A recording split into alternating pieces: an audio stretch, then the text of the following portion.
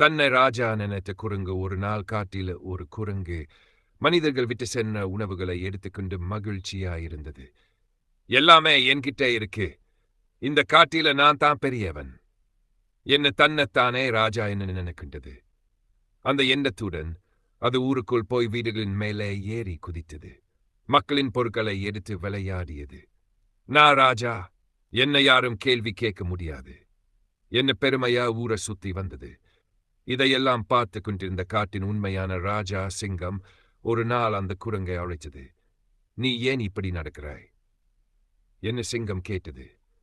குரங்கு மார்பை தட்டிக்கிட்டு, நான் தான் ராஜா, எல்லாரும் என்ன பயப்பட வேண்டும் என்று சொன்னது. சிங்கம் அமைதியா சிரித்தது. ராஜா என்னால் வலிமையாலோ பெருமையாலோ இல்லை. ராஜா என்னால் பொறுப்பும் அடக்கமும் இருக்க வேண்டும். மற்றவர்களை தொந்தரவு செய்பவன் ராஜா அல்ல என்னது. அந்த வார்த்தைகள் குரங்கின் மனதை தொட்டன.